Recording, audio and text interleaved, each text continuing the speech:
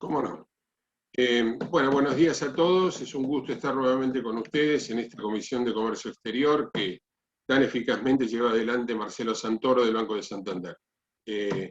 Gracias, Marcelo, por haber organizado esta conferencia con nuestro amigo Marcelo Elizondo, ya visitante asiduo de esta casa en forma presencial y en forma virtual.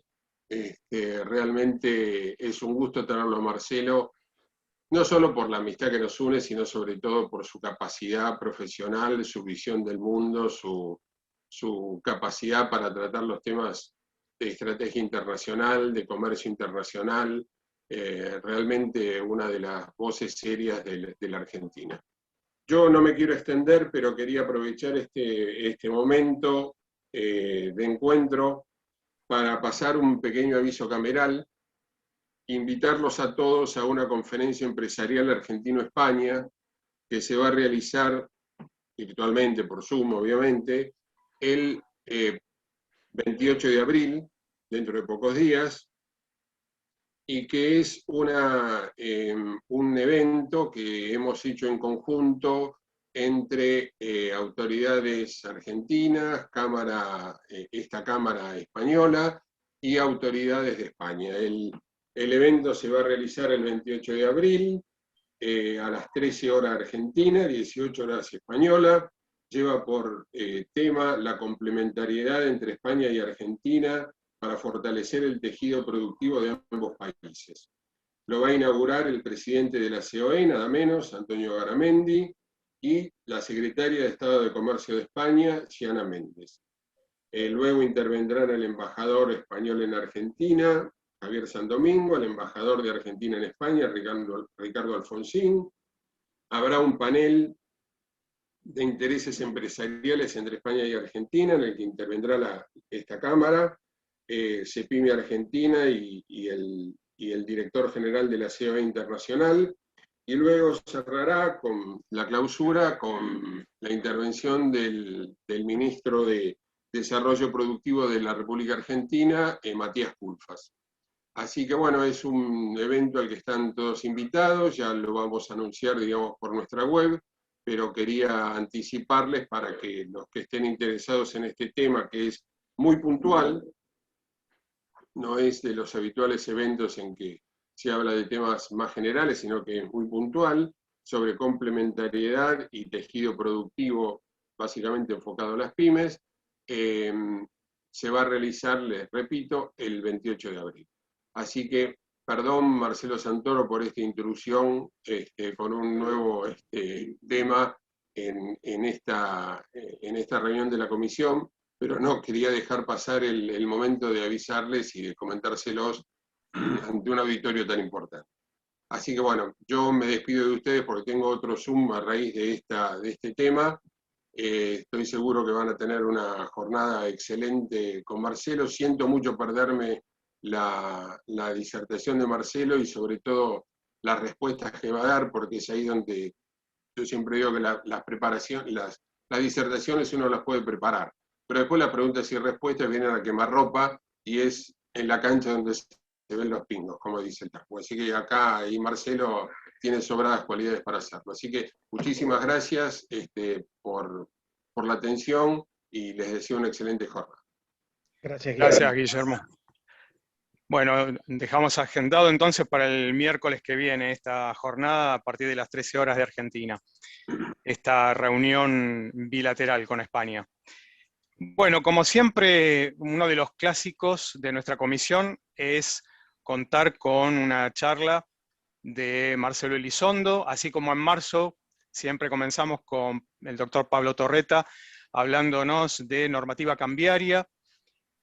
Bueno, en este caso nos toca convocarlo al doctor Marcelo Elizondo, que hemos visto en las últimas semanas muchos artículos de él en diferentes medios de la República Argentina, desde La Nación, La Prensa, El Cronista, Perfil, etc., abordando distintas temáticas que tienen que ver con estas condiciones internacionales que se están dando, y un poco la propuesta para hoy es tratar este tema de Argentina ante las nuevas condiciones internacionales de la actividad económica en la tercera década. Y bueno, Marcelo Elizondo es abogado de la UBA, tiene un MBA de la Universidad Politécnica de Madrid y aparte es director de la Maestría de Desarrollo Estratégico Tecnológico del ITBA en su chapter argentino de la ISP. Aparte de ser consultor en negocios internacionales. Como siempre, es un gran honor y un gran gusto contar con vos, Marcelo, y bueno, adelante y gracias por haber aceptado esta invitación, y obviamente a todos los que están participando, como dijo bien Sergio, esperamos todas las consultas a través de los canales disponibles. Gracias, Marcelo, y adelante. Muchas gracias, Marcelo. Muchas gracias a la Cámara por la invitación, en particular a Guillermo Ambrogi. Siempre son ustedes muy generosos en convocarme. Para mí es un gusto. Ya son muchos años de compartir distintos tipos de instancias y actividades y les agradezco especialmente la confianza. Así que a Guillermo, a Marcelo, a Sergio, muchas gracias. Un gusto para mí compartir esta mañana con ustedes. Además, quiero saludar a todos los presentes. Veo en estas ventanitas que nos ponen estas plataformas los nombres de muchos amigos y conocidos a los que ya hace una buena cantidad de meses que no veo, pero uno cuando le roban tiempo, como está pasando con estas semicuarentenas y confinamientos y restricciones, va perdiendo la noción de por cuánto tiempo no ve a tanta gente, ¿no? Bueno, celebro que muchos amigos y conocidos están presentes en la sala hoy. La consigna que hemos convenido es esto de las nuevas condiciones internacionales para hacer negocios y cómo esto impacta en la Argentina. Y yo quiero compartir con ustedes algunas reflexiones al respecto y después quedar sometido a preguntas que ustedes puedan hacer a través de la modalidad ofrecida. Lo primero que quiero compartir con ustedes es algo que lamentablemente no es novedad, pero que es importante resaltar, que es que en la Argentina estamos con serios problemas en materia de inserción internacional. Diría que son problemas que se van agravando en términos cuantitativos. Los flujos de vinculación de la Argentina con el resto del mundo se van achicando, y en términos cualitativos. Y lo voy a poner en estos términos. El año pasado, año de pandemia en todo el mundo, año de restricciones, cuarentenas, confinamientos, hubo una afección seria al comercio internacional en todo el planeta. Al principio todos nos asustamos. La Organización Mundial de Comercio anticipaba hace más de un año que para todo el 2020 iba a haber un colapso del comercio internacional en todo el mundo y que la caída de los flujos de comercio internacional se podía prever entre 15 y 30%. Para ponerles en perspectiva, la última gran caída del comercio internacional en todo el planeta, sumando todos los flujos de comercio de todos los países entre sí en el mundo, había sido en ocasión de la crisis financiera de 2008-2009, y ahí el comercio internacional había caído 10%. Para el año pasado, al principio del año, la OMC decía va a caer entre 15 y 30, es más, se animaba a anticipar más de 30. Bueno, ¿qué pasó al final? Pasó que hubo un segundo trimestre del año pasado muy duro en materia de comercio internacional, todo el mundo estaba confinado, cayó muchísimo, pero después hubo una recuperación marcada, y para fines del año pasado, hace 5 meses, ya los flujos de comercio internacional se habían recuperado mucho.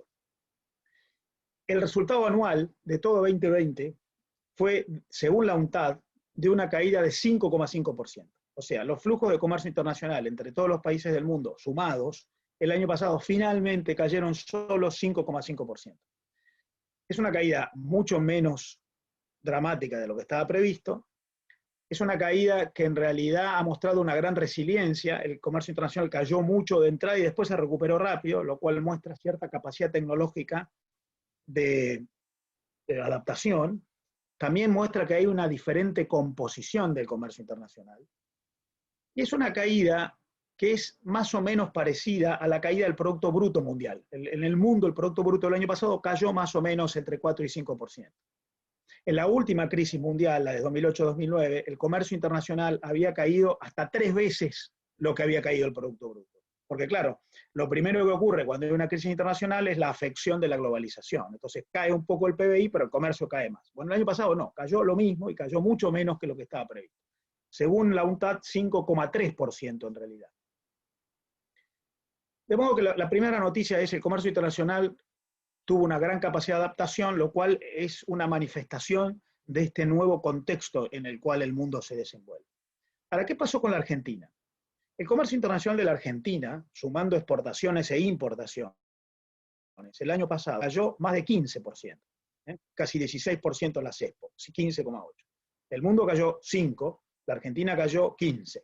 La Argentina cayó 3 veces lo que cayó el mundo, y esto, además de mostrar que efectivamente entonces la Argentina tiene problemas endógenos, no le podemos echar toda la culpa a los confinamientos, la cuarentena y la pandemia. Además de eso, la Argentina en realidad tiene una composición del comercio internacional, exportaciones sobre todo, en la que prevalecen productos de origen agropecuario, 70% del total, que el año pasado cayeron 0 en todo el mundo en materia de comercio internacional, porque el mundo dejó de comprar autos, comprar máquinas, dejó de comprar insumos, pero alimentos siguió consumiendo, porque además los confinamientos en el mundo afectaron las plantas industriales, pero no tanto la producción del campo. De modo que lo primero que yo les diría es, miren, hay un desacople entre la Argentina y el mundo que venía dándose antes de la pandemia y que el año pasado quedó más expuesto. Tenemos problemas endógenos serios que con este tipo de crisis se ponen más en evidencia.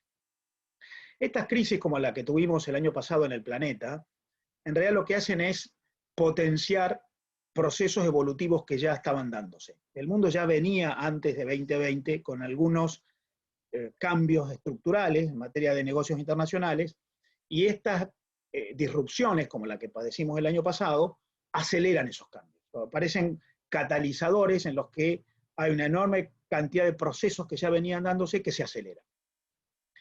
Yo creo que ese desacople de la Argentina claramente está marcando que nosotros tenemos problemas endógenos muy serios que afectan nuestra capacidad de inserción externa. Yo diría que básicamente la Argentina hoy padece 4 problemas domésticos que hace que podamos exportar menos, que podamos recibir menos inversión internacional, que podamos recibir menos financiamiento externo para los procesos productivos, que estemos menos involucrados en los procesos de evolución tecnológica global.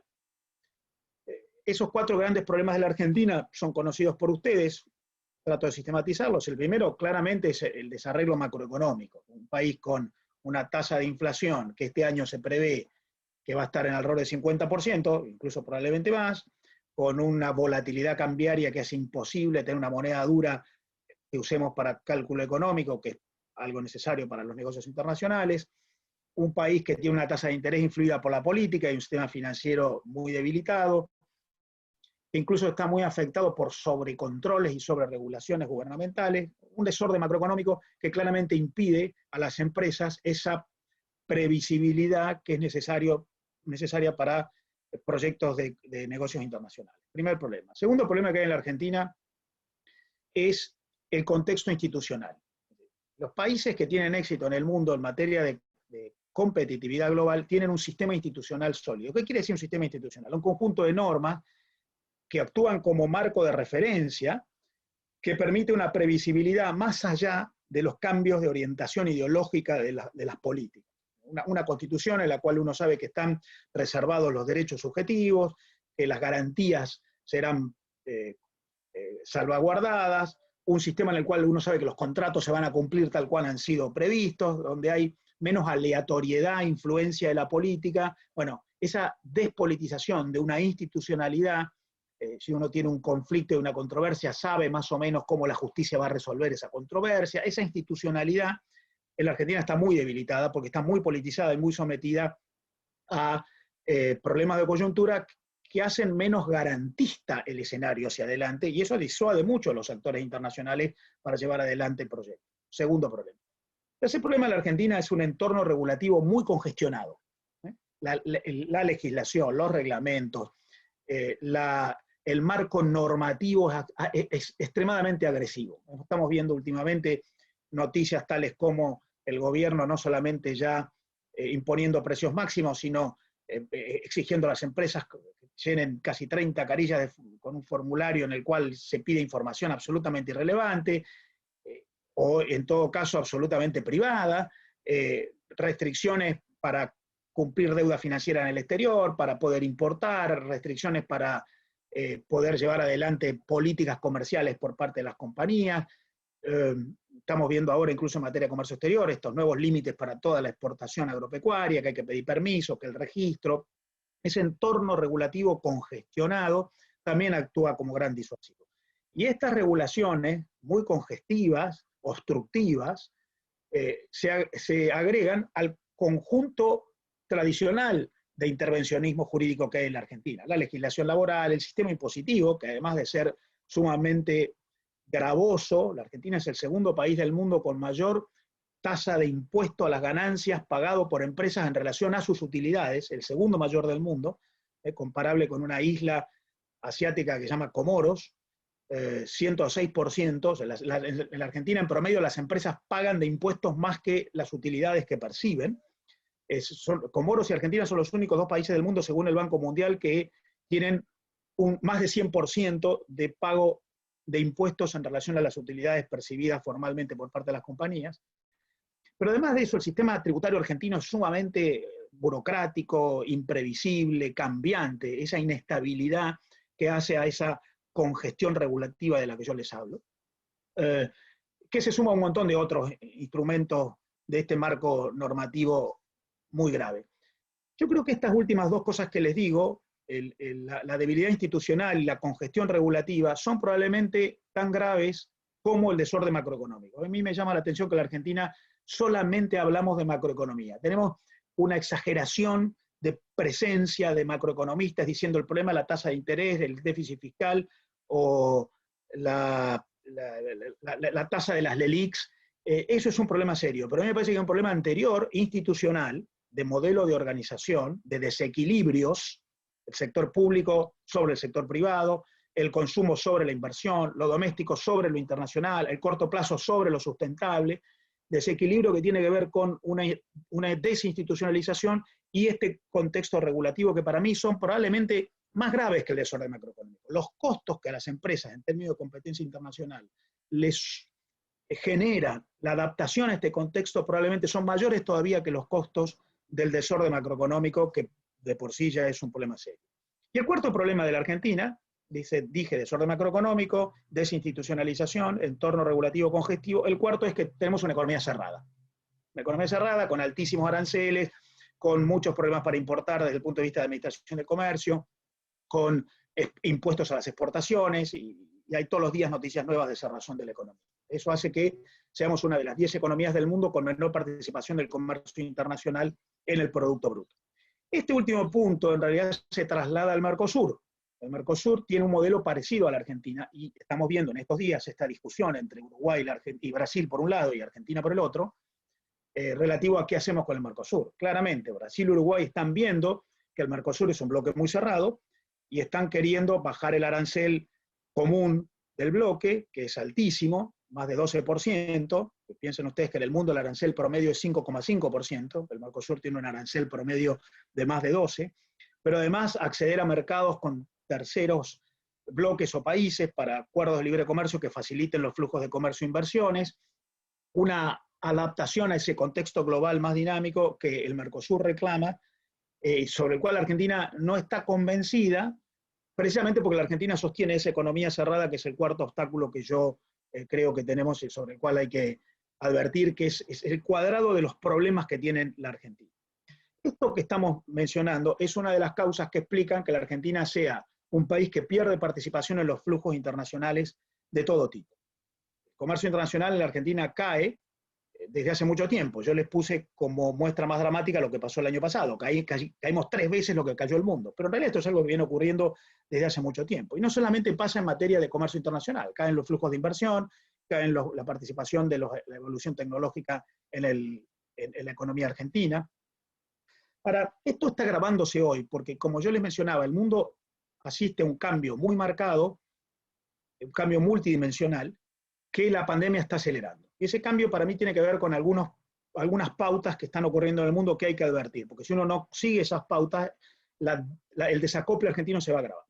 El primer cambio que está ocurriendo en el mundo es la evolución tecnológica. Hay un cambio de matriz tecnológica sustancial que está llevando la economía mundial a lo que se llama la economía de los intangibles. El mundo hoy está creciendo a partir del desarrollo de intangibles vinculados con capital intelectual. Propiedad intelectual, royalties, know-how, licencias, ingeniería, innovación, estrategias, management de recursos, innovación. Es mucho mayor el valor que cada año genera en la economía el capital intelectual que el capital físico. Hace unos años, The Conference Board hizo un estudio a nivel mundial sobre la incidencia del capital intelectual en el Producto Bruto Mundial. El capital intelectual entendido como el conocimiento como principal motor de la economía. Peter Sullivan dice, nos enseñaron en el siglo XX que la economía tenía 3 grandes factores: tierra, capital y trabajo, insumos, recursos naturales, bienes de capital, máquina y tecnología y recursos humanos. Bueno, dice Sullivan, hay un cuarto factor en el siglo XXI que es el más importante de todos, que es el capital intelectual. O sea, ahora el conocimiento como organizador y como generador de respuestas nuevas supera todo lo anterior. Bueno, The Conference Unit hizo un estudio hace un tiempo, hace unos años ya, que mide la incidencia del capital intelectual. El Conference Unit llama capital intangible en la economía mundial, y dice, en el Producto Bruto Mundial, el 47% está explicado por el aporte del capital intelectual en todo el mundo ya. O sea, la ingeniería, la innovación, el know-how, la organización de recursos, la organización del saber en la producción. 47% en el mundo. En países desarrollados como Suecia o Estados Unidos, el aporte del capital intelectual es más del 70%. En la Argentina es 34%. O sea, hay un desacople marcado que está vinculado con lo que yo les mencionaba antes. El mundo tiene varios cambios que están ocurriendo, uno de ellos es el cambio tecnológico. Vean ustedes cuáles son los negocios nuevos que hay en el planeta y se darán cuenta de que lo que más evoluciona es la capacidad de respuesta en base a capital intelectual. Primer gran proceso mundial. Segundo gran proceso mundial, vinculado con esto, es que entonces en el mundo los que prevalecen son aquellos que tienen empresas competitivas, que están en condiciones de actuar como sujetos globales. Empresas internacionales, es un mundo de empresas. Ese mundo de empresas no quiere decir que sea un mundo de grandes empresas. Aparece algo que un trabajo de la Unión Europea hace algún tiempo llamó la irrupción de las micromultinacionales, pymes, pero que actúan como actores globales. Es un mundo en el cual lo que prevalece no son los productos, sino las empresas. Lo hablaba hace poco con un embajador europeo en la Argentina que me decía, ¿cómo puede ser que veo en la Argentina tantos buenos productos y la Argentina tiene problemas internacionales? Los tiene. La Argentina exportó en el año 2011 $84.000 millones y este año va a exportar $60.000 millones con un crecimiento de 10% en relación al año pasado. Estamos con $25.000 millones en exportaciones de bienes por debajo de lo que exportamos hace 10 años. Tenemos problemas muy serios. ¿Por qué? Bueno, tendremos buenos productos, pero lo que no tenemos son empresas en condiciones de abordar este nuevo contexto internacional. Y ahí tenemos un problema serio. Se publicó hace poco que la Argentina ha perdido casi 1/3 de la cantidad de empresas exportadoras que tenía hace 10 años. Tenemos más o menos 9.000 empresas inscritas como exportadoras en la Argentina, hubo 14.000 hace 10 años. Y de esas 9.000 que tenemos, exporta regularmente menos de la mitad. Y de esas que exportan más de $100 millones, solo 60 por año. Exportan más de $50 millones, unas 300 empresas por año. Tenemos una enorme cantidad de empresas muy chiquitas que exportan poco y que no logran esa maduración suficiente para participar a nivel internacional. Por lo tanto, ahí aparece un serio inconveniente de la Argentina, su muy debilitada tasa de inversión. La tasa de inversión en la Argentina es muy baja y competir en ese escenario de revolución tecnológica es muy complejo. ¿Por qué hay baja tasa de inversión? Bueno, por lo que yo les mencionaba antes, los 4 factores de obstrucción. Esto incluso tiene que ver con la administración del comercio. Estoy participando en un estudio que está mostrando que en la medida en que caen las importaciones en la Argentina es el 7º país con menos participación de las importaciones en su Producto Bruto en todo el mundo, hay 200 países en el mundo, la Argentina es el 7º con menos participación de las IMPO en el Producto Bruto, pero en la medida en que han venido cayendo las importaciones en los últimos años, la participación de las importaciones de bienes para la inversión cae más que el promedio. Hace 10 años y hace 20, la Argentina, el 40% de las importaciones eran bienes para la inversión, máquinas, aparatos, equipos. hoy es 35 o menos, 34. O sea que además de que caen las info, cae todavía más que la caída promedio la importación para la inversión, y eso tiene que ver con esta incapacidad de enfrentar el cambio tecnológico. Es un mundo de empresas. Segundo proceso de cambio que hay en el planeta. Tercer proceso de cambio que hay en el planeta, lo hablamos antes de abrir el diálogo con ustedes, con Guillermo y Marcelo y Sergio, la influencia de la geopolítica. La geopolítica está pasando a ser un factor muy relevante para los negocios internacionales. Vean ustedes cómo la Argentina se acerca un poquito a Rusia y entonces hay un laboratorio argentino que tendrá la autorización para hacer la vacuna rusa. Y vean ustedes cómo la influencia de la geopolítica está interfiriendo a dónde está la 5G de Huawei y a dónde no está, y a dónde van apareciendo fomentos de inversiones americanas y donde no. La geopolítica influye mucho. Australia osó pedir una investigación sobre el origen del COVID en la Organización Mundial de la Salud. China le cerró el acceso a los productos agrícolas australianos a China. Japón, preocupado, acaba hace unos meses de dictar una norma que genera subsidios para incentivar que las empresas japonesas no estén tan dependientes de proveedores chinos y empiecen a generar proveedores en otros países del ASEAN que no sean chinos. La geopolítica empieza a influir mucho. Yo creo que con esto tiene que ver el Brexit. Hay una diferencia de visión geopolítica entre el Reino Unido y la Europa continental. No es un tema de un capricho de un lunático, no, es una visión geopolítica distinta. Y ojo que la discusión dentro del Mercosur, Brasil, Uruguay más internacionales, Argentina más autárquica, tiene también que ver con una visión geopolítica. Brasil se concibe a sí mismo como una de las 10 grandes economías del mundo, que lo es, un país de multinacionales que quiere participar de este nuevo escenario internacional, y entonces el Mercosur, que es un bloque muy cerrado, muy endocéntrico, termina siendo un obstáculo para ese desarrollo geopolítico. Estados Unidos obsequiando vacunas a México y a Canadá es una decisión geopolítica, no es una decisión de sensiblería. Y hay mucho de esto sobre lo cual podríamos hablar todavía más. De modo que la influencia de la geopolítica es un factor adicional para ver a dónde se invierte, a dónde están los aliados, cómo se conforman los nuevos bloques, los nuevos acuerdos internacionales.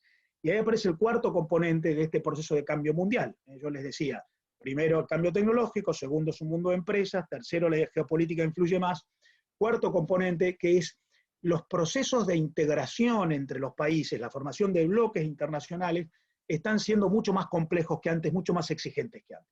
La globalización no se retrae, no se reduce, yo diría que al revés, la globalización evoluciona y crece, pero con más exigencias.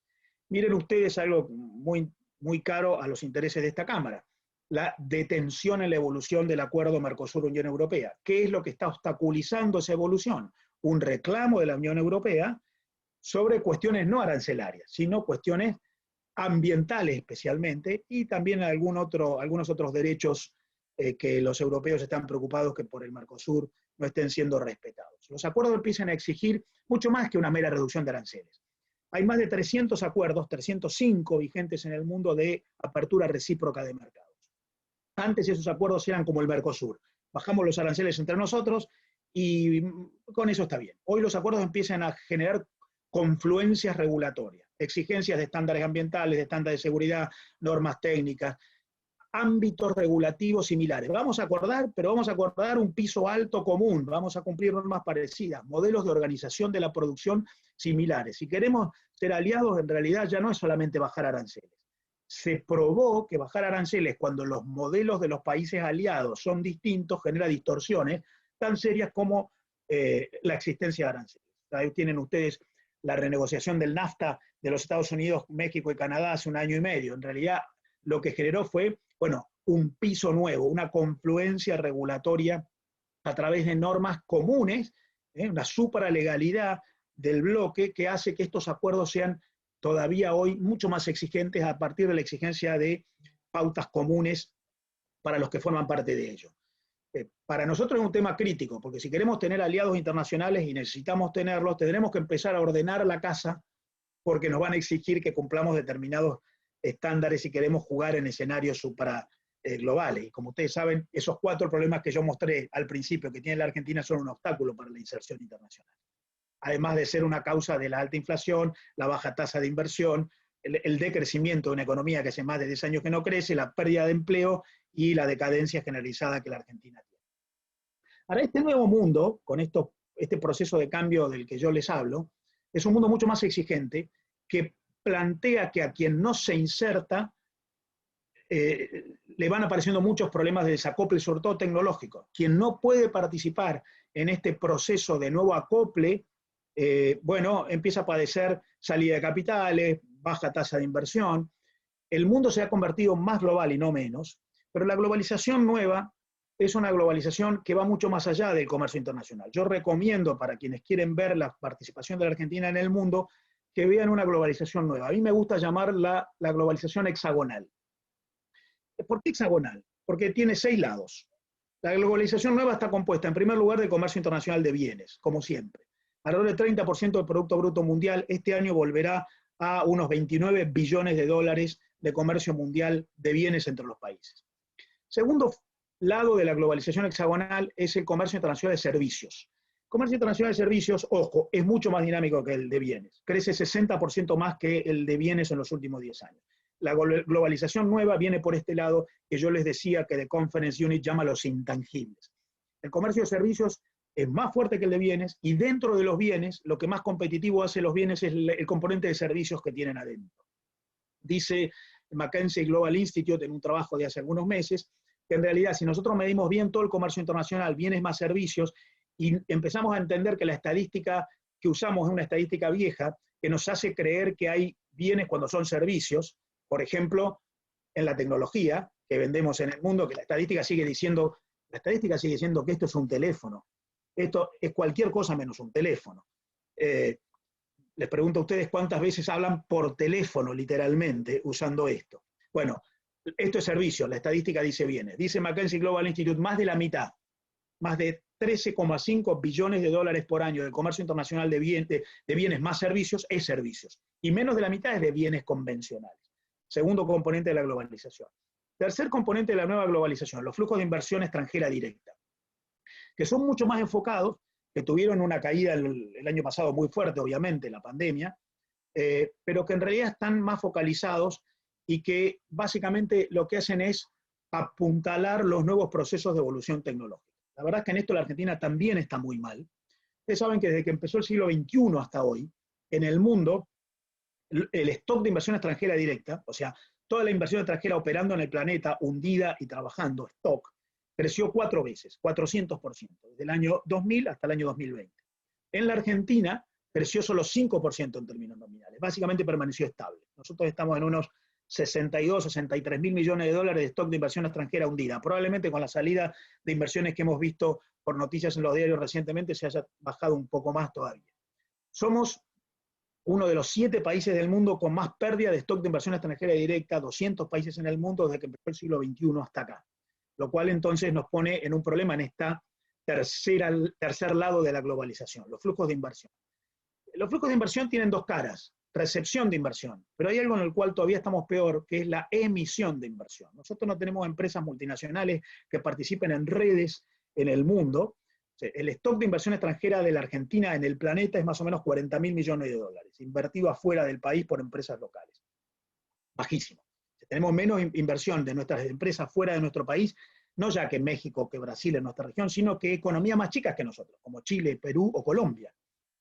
Bueno, dice la World Intellectual Property Organization que ya no deberíamos hablar más de que las empresas se alían en el mundo a través de cadenas globales de valor, que son procesos de maduración de la manufacturación en distintos países por empresas que se van asociando en procesos industriales, sino, dice esta organización, en un trabajo muy interesante que publicó hace unos meses que llama La Geografía de la Innovación, que en realidad lo que hay hoy en el mundo son Global Innovation Networks, redes de innovación globales, en las cuales las empresas se alían con socios en el planeta para generar invención, innovación, conocimiento, intangibles, propiedad intelectual, know-how, ingeniería, mucho más que la mera manufacturación física. Y eso requiere participación en flujos de inversión externa, y nosotros tenemos muy baja participación de empresas nuevas en el exterior. De modo que ahí hay un tercer lado de la globalización en el cual también nosotros tenemos problemas. Le dije, el primero, comercio de bienes, el segundo, comercio de servicios, tercero, flujo de inversión internacional.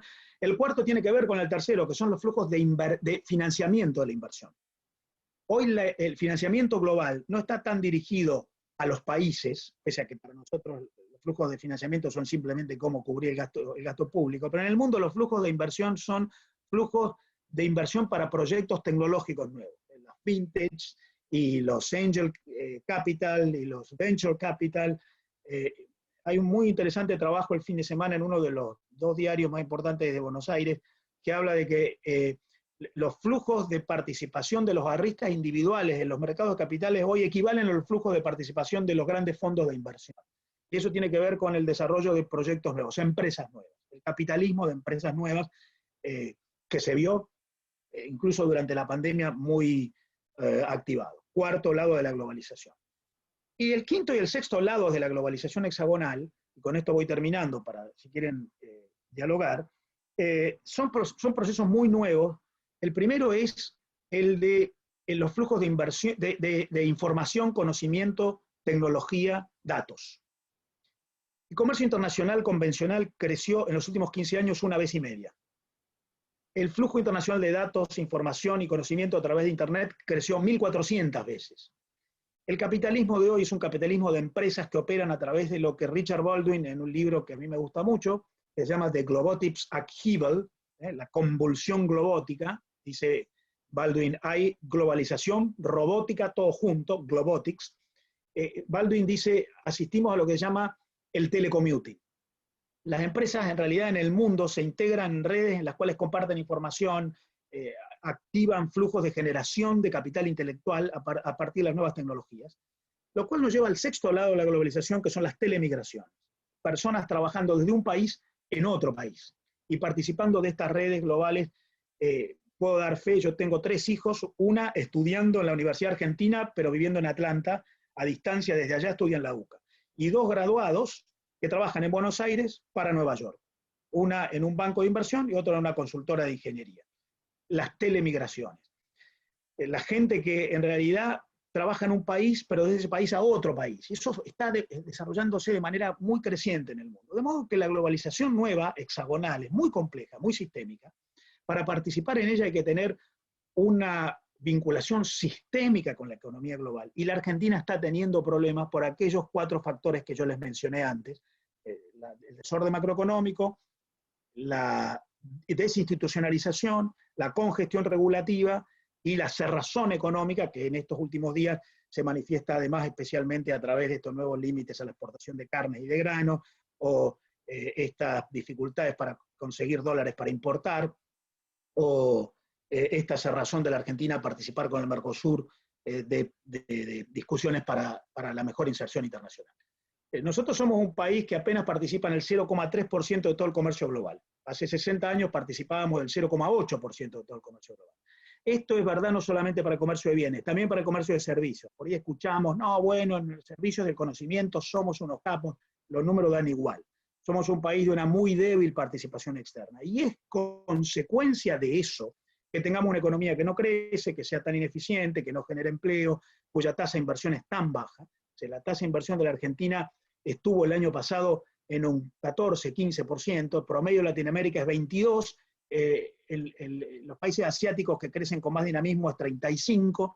Bueno, me parece que hay que revisar de manera integral el ordenamiento de la Argentina en 4 niveles. El microeconómico, las empresas, sus estrategias; el macroeconómico, las variables desordenadas; el mesoeconómico, la infraestructura necesaria, conectividad, logística, acceso a recursos como recursos humanos; y el metaeconómico, los valores predominantes, lo cultural, porque sin eso, bueno, va a ser muy complejo que nosotros podamos acompañar un proceso que los demás están acompañando. El mundo está evolucionando de una manera increíble y nosotros no nos damos cuenta.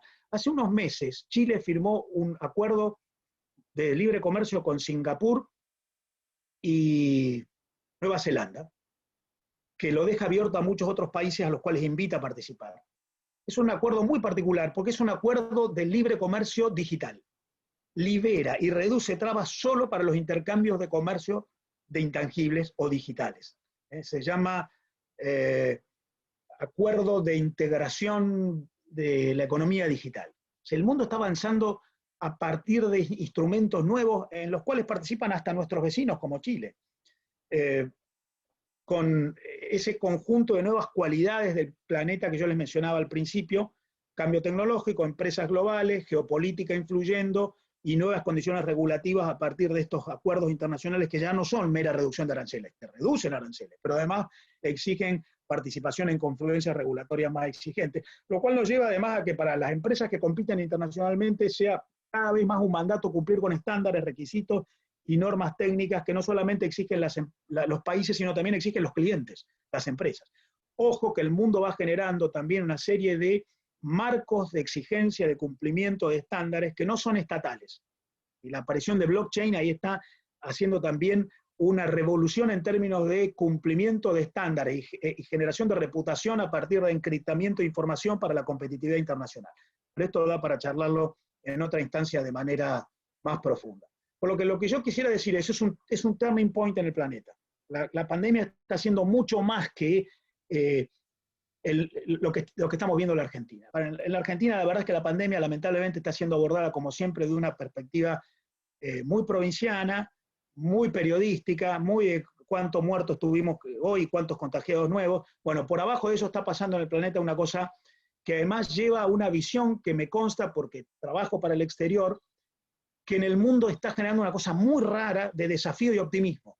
En Argentina tenemos un pesimismo tremendo que no nos está permitiendo ver que en el mundo están evolucionando, creando proyectos nuevos, iniciativas nuevas, desarrollando parámetros productivos y comerciales adicionales.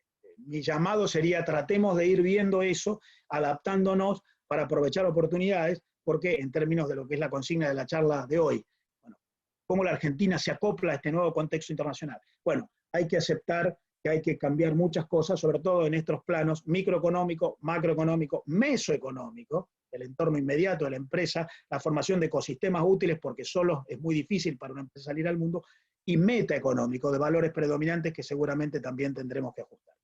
Dicho esto, les agradezco la atención y si quieren charlamos un poco en base a las preguntas que ustedes tengan. Perfecto, Marcelo. Bueno, muy interesante todo lo que comentaste. Muchas consultas que nos están llegando por el WhatsApp. Una de las primeras consultas es, ¿cuánto pensás vos que va a rebotar la economía a nivel mundial? Si va a ser con fundamento y si va a ser duradero ese crecimiento de la economía mundial. Bueno, post-pandemia, me ponen. Sí, lo de duradero, ustedes saben que la volatilidad es una cualidad de la evolución tecnológica. Hay un autor norteamericano, Ray Kurzweil, fundador de Singularity University hace unos años en California, que dice que tiene un libro que se llama The Singularity is Near, que mide la aparición de disrupciones en la historia de la humanidad desde que el hombre está sobre la Tierra. Y dice, siempre han habido disrupciones. Pensemos cuando murieron los dinosaurios. Pero la novedad es que las disrupciones ahora ocurren entre periodos cada vez más cortos. Piensen lo que ha sido el siglo XXI. Empezó con la caída de las Torres Gemelas, siguió con la incorporación de China a la economía internacional en la OMC, siguió con la crisis financiera internacional de 2008-2009, que nos pareció que era el fin del mundo. Ahora aparece la pandemia, el cambio tecnológico. Por lo tanto, yo creo que vamos a un mundo más volátil, un mundo más inestable, pero es una inestabilidad virtuosa surgida del cambio tecnológico, de la evolución constante y de la generación de disrupciones positivas. Por lo tanto, yo creo que vamos a un mundo que la tendencia va a seguir en crecimiento porque se genera cada vez más valor. El crecimiento de la generación de bienes y servicios en el mundo es exponencial, pero probablemente es una curva de crecimiento con episodios de volatilidad que son consecuencia de la disrupción tecnológica. Ahora, en ese marco, las previsiones indican que este año la economía mundial va a estar creciendo entre 4 y 5%, va a recuperar lo que perdió el año pasado, con dos grandes motores, paradoja. Los dos grandes motores de la economía internacional van a ser Estados Unidos y China. China este año va a crecer aproximadamente 6%, y Estados Unidos va a crecer más que China, 6 y pico %. Son los dos grandes motores. Yo creo que vamos a un mundo en el cual los que recuperan el liderazgo en la evolución, y sobre todo la evolución tecnológica. Y cuando hablo de tecnología no hablo solamente de tecnología dura, sino de modelos de organización, de invención y de desarrollo de nuevas concepciones productivas. Bueno, los que logran eso van a separarse del resto. Yo temo que vamos a un mundo con una exacerbación de las diferencias entre los que van adelante y los que van atrás, en función de quienes se adapten al cambio. Y los que tienen una propensión a la adaptación mayor, bueno, tendrán una reacción más rápida. Es lo que pasa con China y Estados Unidos, que son los que van a liderar este crecimiento. Este año el mundo va a recuperar lo que perdió el año pasado. Estados Unidos va a crecer más que lo que perdió el año pasado. China, el año pasado, aún en plena pandemia, no decreció, creció un poquito la economía. Y el mundo va a tener, por lo menos, probablemente entre 4 y 5% de crecimiento este año. El comercio internacional se espera que crezca 8% este año. Va a recuperar lo perdido el año pasado y incluso lo va a superar. Ahora, esa recuperación va a ser despareja. Y lo más importante es quién se adapta a este nuevo contexto. Yo creo que además vamos a un mundo en el cual probablemente tendremos que empezar a medir las regiones del mundo y no los países. Yo creo que algo que está en crisis en el planeta son los estados nacionales. También en este trabajo que les cité, la geografía y la innovación, se habla de que las nuevas redes internacionales en realidad son las Global Innovation Networks, GIN, en realidad son redes mundiales no de países sino de regiones. Ejemplo, Silicon Valley económicamente está más vinculada con Asia que con Estados Unidos. Shanghái está más vinculado con el Pacífico exterior que con el interior pobre de China. Lo que vamos a tener que empezar a ver es dónde están los motores en función de regiones en las cuales se desarrolla esta capacidad tecnológica creciente, donde hay más capacidad de innovación, invención, y quizás los números del Producto Bruto de los países sean medios engañosos, porque dentro de los países va a haber mucha disidencia. Desafío para la Argentina, que tiene muy distintos niveles de productividad según donde estemos. Yo digo, hay 4 Argentinas. La de las grandes ciudades, Buenos Aires, Rosario, Córdoba, competitiva, servicios, global. La de los conurbanos, el de Buenos Aires, el de Rosario, el de Mar del Plata, niveles de pobreza africana. El interior productivo que genera las exportaciones de la Argentina, comparable al Midwest, el agro y su revolución, y el interior dependiente del subsidio del empleo público retrasado y contenido. Hay 4 Argentinas. ¿Cuál de ellas se adapta más rápido? ¿Cómo se integran entre sí? Es parte del desafío de este mundo que no solamente se recupera, sino que es más desigual. Bien, gracias. Acá Marcelo habla de la falta de competitividad de Argentina. ¿Cuánto es más por temas propios internos que por falta de oportunidades comerciales? Muy buena pregunta. Yo creo que el 90% es problemas internos. Oportunidades comerciales hay. El mundo sigue creciendo. El comercio internacional va a crecer 8% este año.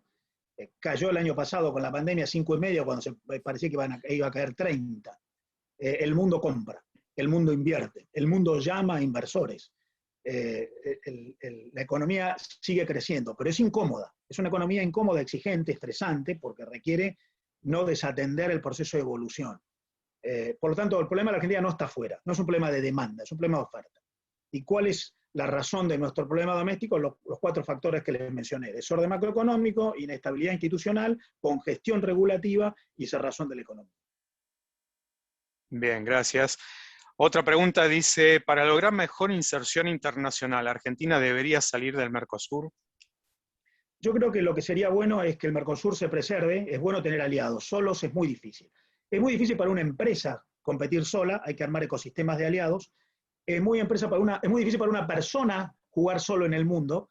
El World Intellectual Property Organization dice que mientras hace 20 o 30 años las patentes crecientemente eran generadas por personas individuales, hoy son generadas por equipos en distintos países del mundo trabajando a través de las nuevas tecnologías, equipos multidisciplinarios, multinacionales de personas.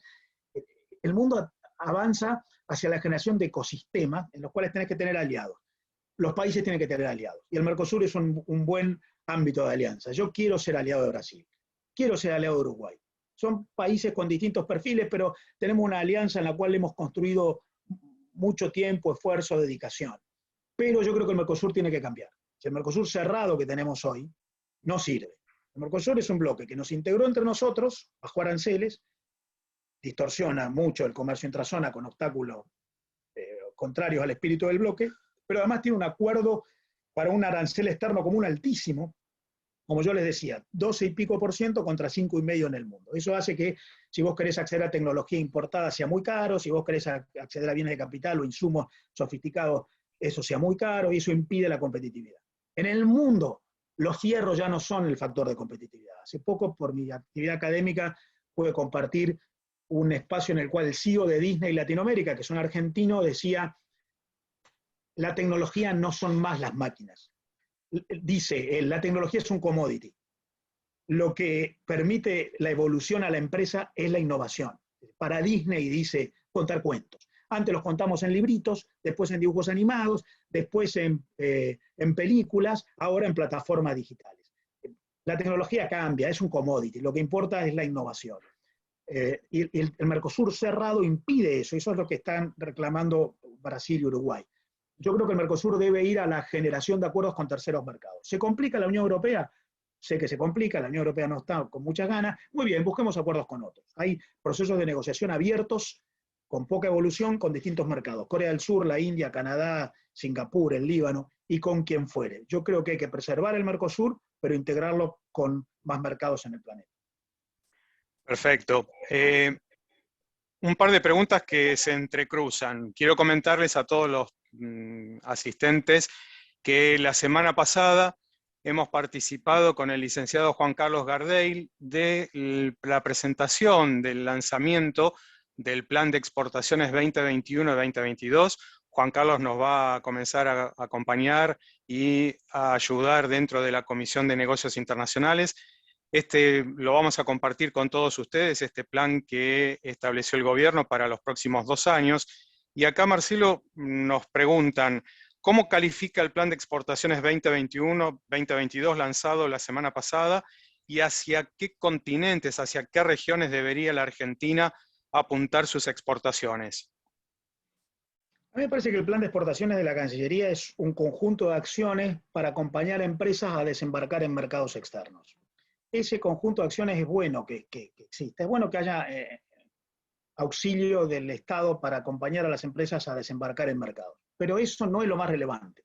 Lo más relevante es, primero, elegir bien las contrapartes. Segundo, conocerlas, inteligencia comercial, saber las condiciones de acceso en esos mercados. Tercero, desarrollar habilidades para generar arquitecturas de vínculos. Uno no tiene más clientes, tiene socios. No hay más operaciones spot, hay relaciones sistémicas constantes, regulares con contrapartes en el mundo. Un profesor que yo tenía, John Kay, llamaba eso arquitecturas vinculares. Decía John Kay, hoy en el mundo es mucho más importante que tener un contrato legal, vendo, cobro y me vuelvo, un contrato relacional, sistémico y de vinculación. Bueno, es más importante que un conjunto de acciones para desembarcar en un mercado es desarrollar atributos competitivos que me parece que requieren un poco más que un plan de viajes o de participación en eventos. En relación a qué mercados, miren, yo creo que también hay un problema de foco. Es muy simpático ser aliados de Latinoamérica. En nuestro vecindario nos sentimos bien, es más fácil porque hay identidad cultural, hay menos problemas logísticos, incluso en muchos casos con nuestros vecinos tenemos acuerdos de complementación económica, pero de todos los continentes del mundo, Latinoamérica es aquel con peor evolución en materia de comercio internacional. Por lo tanto, ahí vamos a tener más confort, pero vamos a tener menos demanda. No es un tema de elección, es un tema de datos. Hace 60 años, Latinoamérica generaba el 11% de todas las importaciones mundiales. Hoy genera el 3,5% de todas las importaciones mundiales. Si enfocamos al vecindario, vamos a estar más cómodos, pero vamos a tener menos negocios posibles. ¿Dónde están las grandes oportunidades hoy? Bueno, el mercado más dinámico es Asia, claramente, que hoy genera 35-37% de las importaciones mundiales. Me dirán, China, la India son muy complicados, se exigen escala, requisitos. Bueno, está Singapur, está Hong Kong, en el medio están Corea y Japón, y más abajo podrán encontrar a Filipinas o Tailandia. Incluso no solamente está Asia-Pacífico, está un poquito hacia adentro Emiratos Árabes Unidos, o hasta aparece Asia Occidental. Me parece que está claro que los mercados deberían ser aquellos en los que más dinamismo se advierte, lamentablemente, Latinoamérica es más confortable, pero hay menos negocios ahí. Y donde más negocios posibles hay es en Asia. Mira, justamente ahí, Marcelo, hay una pregunta que dice, ¿Argentina debería profundizar su comercio con China y ASEAN? Yo soy los que cree que hay que comerciar con todos. Cuando participé en la Fundación Exportar en su momento, trabajamos junto con Martín Redrado y él decía siempre, país por país, producto por producto, vayamos a todos lados, tenemos que venderle a todo el mundo todo, pero lo que está claro es que hay lugares donde hay más propensión. Nosotros somos además muy complementarios, el 70% de las exportaciones argentinas son bienes de origen agropecuario. ¿Quiénes son los grandes compradores de productos de origen agropecuario? Y sin mayores historias, los asiáticos. Los europeos nos están poniendo, y bueno, que no, que las modificaciones genéticas, que el cambio climático, que el Amazonas y que los derechos ambientales. Bueno, yo creo que hay que profundizar los vínculos con Asia, también con el norte de África, probablemente con algunos otros mercados muy dinámicos, donde yo veo oportunidades, México, por ejemplo, pero si ustedes me piden que ubique así alguna región en el planeta, bueno, claramente es Asia, e insisto, Asia no es solamente China o la India, hay muchos otros mercados en Asia que son muy complementarios, muy propensos a importar. En Asia hay países como Singapur, cuyas importaciones son mayores al Producto Bruto, o sea, importan más que su Producto Bruto. La Argentina importa 12-13% del Producto Bruto. En Singapur es más del 100%. Y con muy poca barrera en frontera, por supuesto, mucha exigencia de calidad. Bueno, ahí, en todo ese gran escenario que es Asia, es donde más oportunidades estadísticamente está ocurriendo.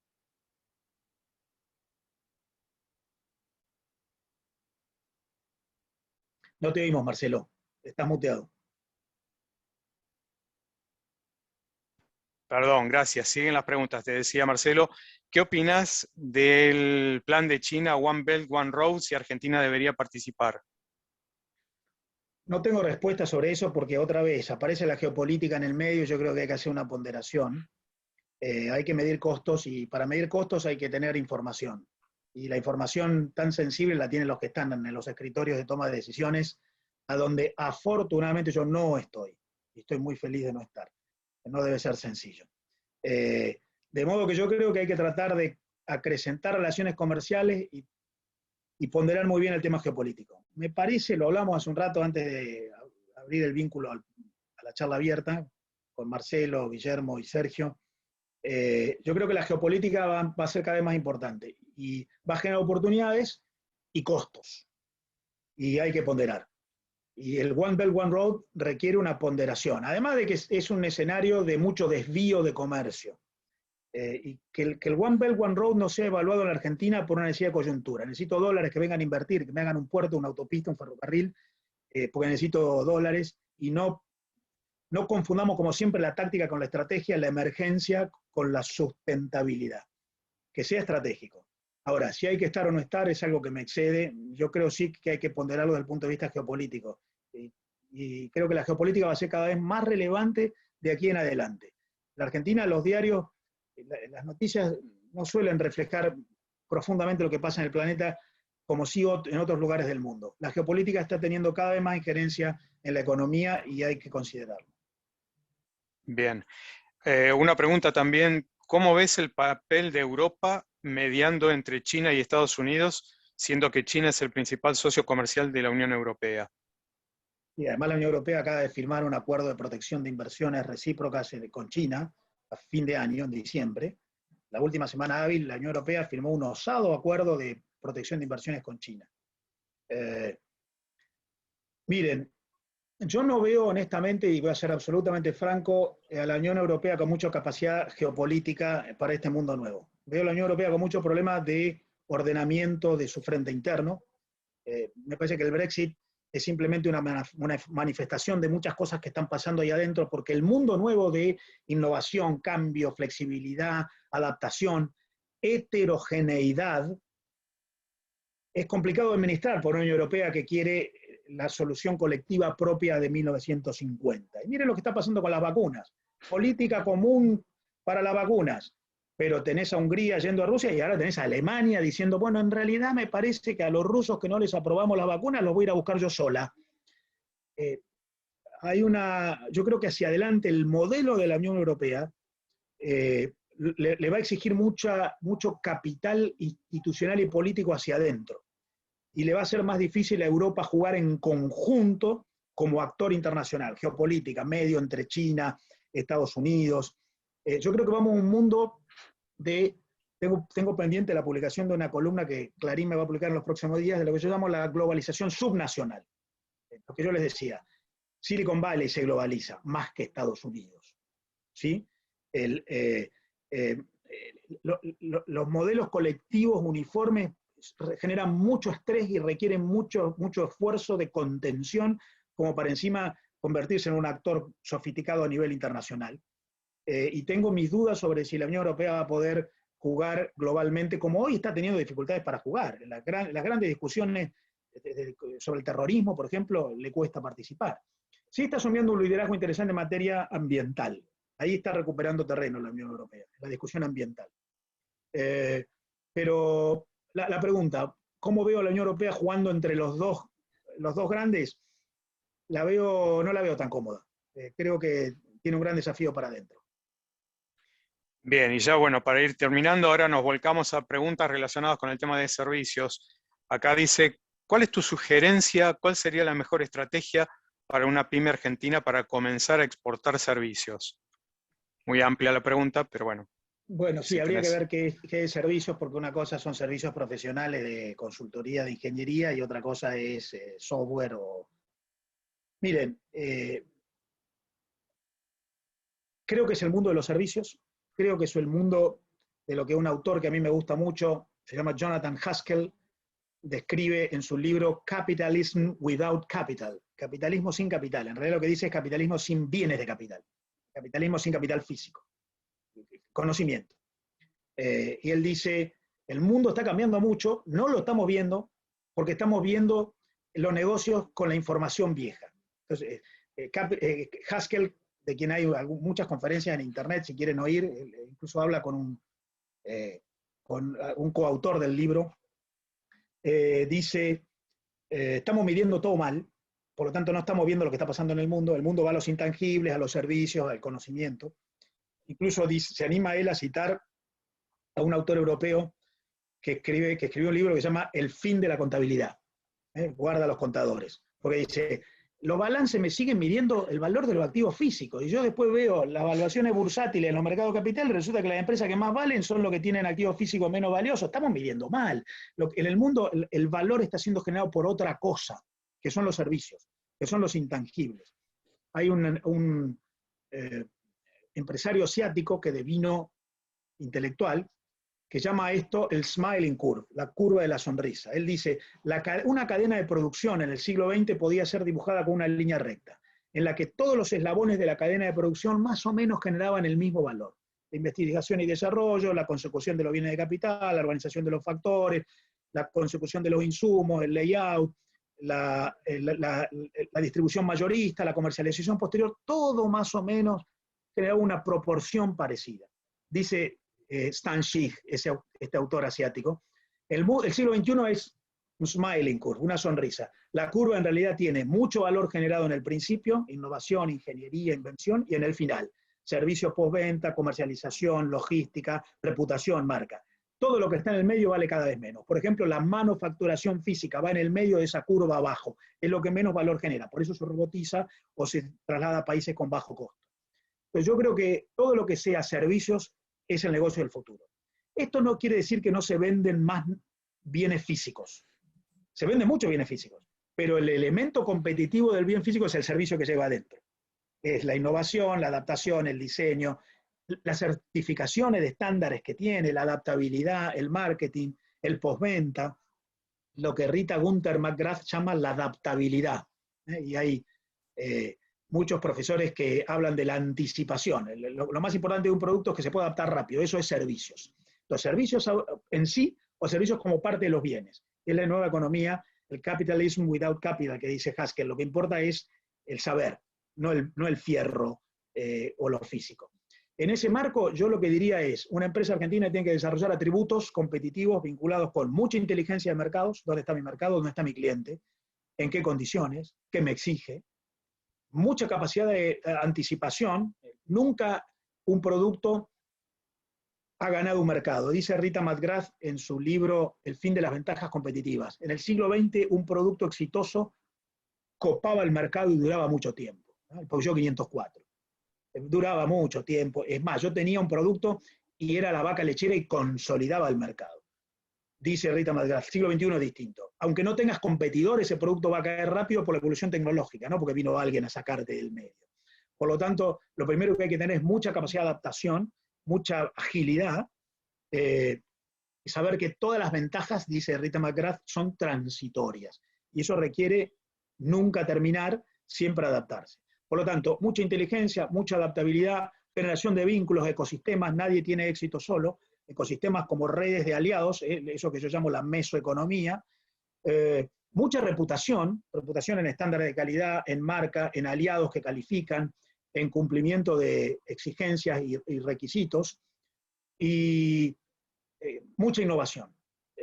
Y yo creo que es muy importante. Tengo una empresa para la cual trabajo que dice, yo invierto más en la relación con mi cliente que en el producto que le vendo. Mucha generación de arquitectura vincular, como dice John Kay. En ese marco, el mundo que viene es el mundo de los servicios, o porque se venden servicios per se, o porque el servicio es lo que hace la diferencia cuando vendo bienes. Bien, siguen cayendo las preguntas. Nos preguntan con relación a servicios, si ves algún tipo de tentación por parte de los países de imponer algún tipo de proteccionismo en materia de servicios. Yo creo que, yo no lo llamaría proteccionismo, pero el proteccionismo huele a aquello que había a mediados del siglo XX de defensa económica del mercado interno. Eso no, pero sí lo que hay es cada vez más exigencias no arancelarias de estándares, requisitos, normas, exigencia de calidad. Si quieren llamarlo proteccionismo, llámenlo proteccionismo. Pero en realidad tiene cada vez más que ver con garantías, hasta en lo más básico. Me contaba hace un tiempo un productor de bananas ecuatoriano que mandó su cargamento habitual al puerto de Valparaíso, que cuando llegaron las bananas a Valparaíso le dijeron, veo que en Ecuador el COVID está creciendo mucho, muéstreme el certificado de Free COVID de las bananas. El tipo dice, no existe certificado de Free COVID. Bueno, si no me cumplís ese estándar, yo no te dejo entrar. No hay ninguna norma que lo exija, sí, pero me lo exigen los trabajadores del puerto. Hay cada vez más requisitos. El mundo que viene es un mundo de estándares, requisitos y exigencias. Y si ustedes quieren llamar proteccionismo a eso, llámenlo. Pero en realidad yo creo que es que sube la vara para competir y entrar. El que cumpla, me parece que tiene grandes oportunidades. Yo veo un mundo más global, pero un mundo más exigente. Y el que puede jugar ahí arriba, bueno, lo va a hacer con mucho más confort y con enorme cantidad de oportunidades. Bien, y la última, volvemos al tema de bloques económicos, las políticas anunciadas por Biden contra Rusia y China, si vos creés que pueden generar un nuevo orden mundial. Yo creo que están generando un nuevo statu quo, un nuevo escenario. Yo no sé si orden o desorden o qué, pero sí. A ver, yo les decía, el mundo hoy exige, les hablaba de un mundo de cambio tecnológico, de empresas globales, de nuevos acuerdos internacionales en base a estándares que van mucho más allá de lo arancelario.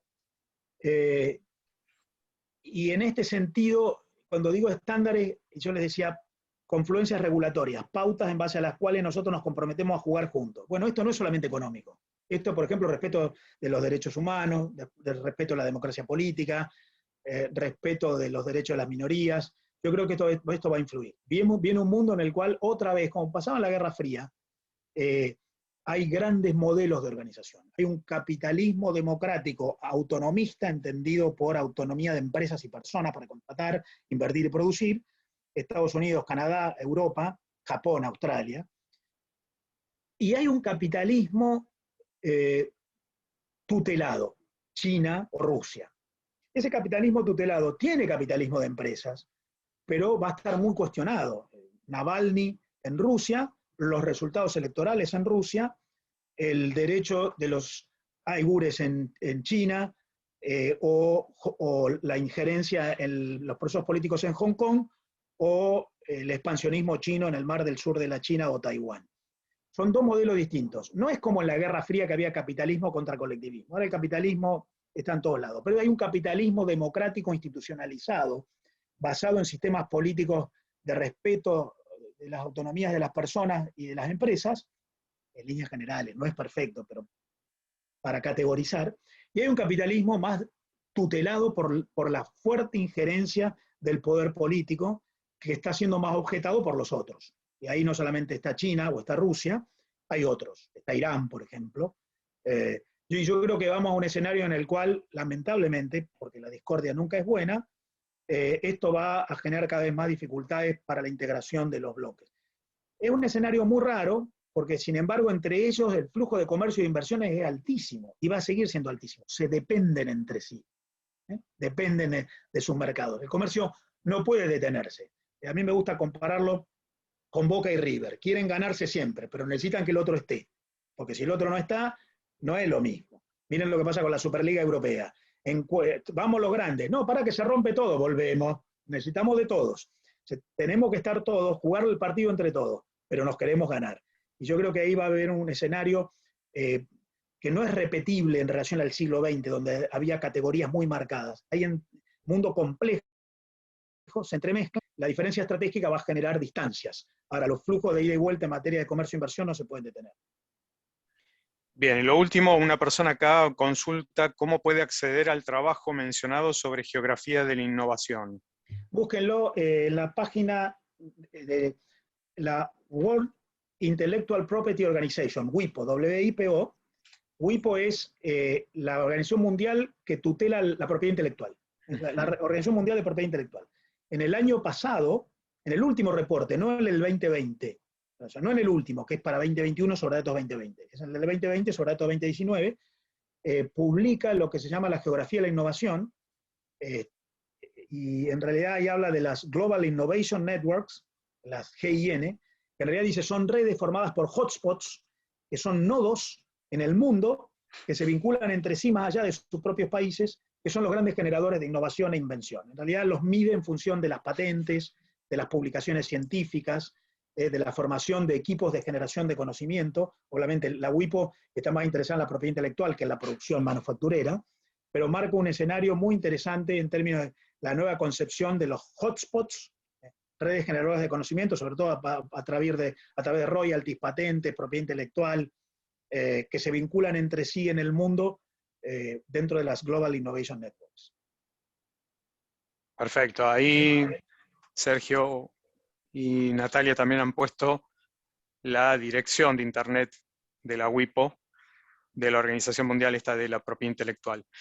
Bueno, Marcelo, de más está decirte que siempre es un gran placer, como siempre digo, con tus charlas nos nutrimos de tu visión geopolítica, económica, nos actualizás en materia de publicaciones, autores, así que realmente ganamos 1 hora y media de nuestra vida para tener este approach tuyo tan valioso. Nos hace salir de la regulación cotidiana del comercio exterior, que eso, como bien dijiste, muchas veces es importante tenerlo en cuenta, pero bueno, sin descuidar tampoco el mundo de oportunidades comerciales que hay afuera, ¿no? Así que nuevamente muchísimas gracias, agradezco a todos también los participantes, las preguntas, el interés que hay y bueno, gracias nuevamente, Marcelo. Gracias por la invitación, un gusto para mí, gracias por la atención, por tantas preguntas, y bueno, seguimos en contacto. Muchas gracias, muy amables, un gusto para mí. Perfecto, gracias a todos y nos volvemos a ver en la reunión de mayo. Gracias y que tengan muy buen día. Gracias, Marcelo. Chao, Adiós. gracias, Saludos a gracias Guillermo. Marcelo, como siempre. Adiós.